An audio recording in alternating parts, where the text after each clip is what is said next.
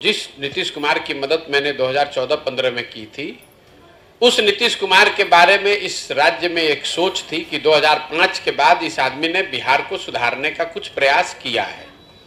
इसलिए बिहार की जनता ने 206 सीट जिताया था। आज नीतीश कुमार को उसी बिहार की जनता ने सिर्फ 42 सीट जिताया है। क्यों? क्योंकि उनका काम खराब हो गया। जिस नीतीश कुमार की मदद की गई थी, वो नीतीश कुमार वो व्यक्ति थे जो वाजपेयी जी के प्रधानमंत्री रहते हुए रेल मंत्री थे और रेल की एक दुर्घटना हो गई गैसल असम में।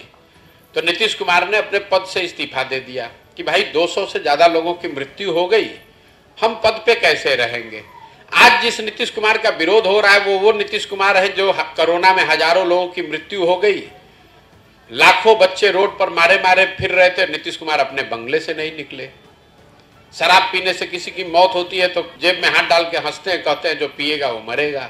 उस नीतीश कुमार की मदद की गई थी 14-15 में, जो चुनाव नहीं हारे थे 2014 में, उनका दल हारा था।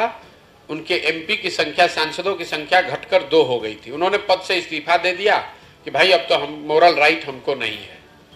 आज जिस नीतीश कुमार का विरोध हो रहा है वो नीतीश कुमार है जो चुनाव हार गया है। 243 के विधानसभा में आप 42 विधायक हैं तो हार गए हैं चुनाव, लेकिन कोई न कोई पिछला दरवाजा से जोड़ तोड़ लगाकर, कभी लालटेन पकड़कर, कभी कमल पकड़कर आप कुर्सी पर चिपके हुए हैं।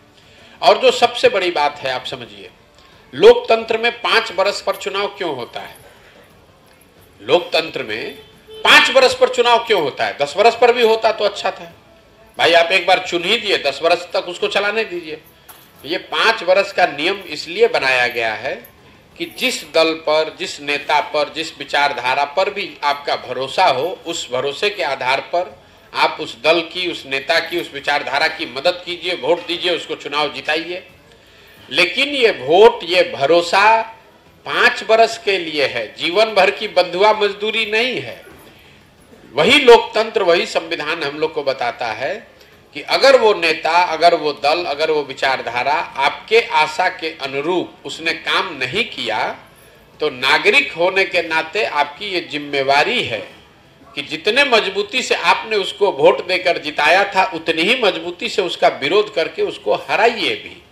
अगर ऐसा नहीं होता तो फिर चुनाव की जरूरत ही क्या है? एक बार नरेंद्र मोदी को आपने वोट दे दिया, वो बन गए प्रधानमंत्री, जीवन भर उन्हीं को बने रहने दीजिए। अब अगर आप नरेंद्र मोदी जी काम न करें, उनको वोट न दे के आप किसी दूसरे को दीजिएगा तो लोग कहेगा कि वोट काहे बदल रहे हैं, पहले तो आप मोदी जी को दिए थे।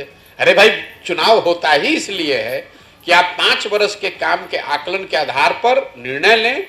अगर अच्छा किया तो साथ में रहे, अगर अच्छा काम नहीं किया तो उसका विरोध करें।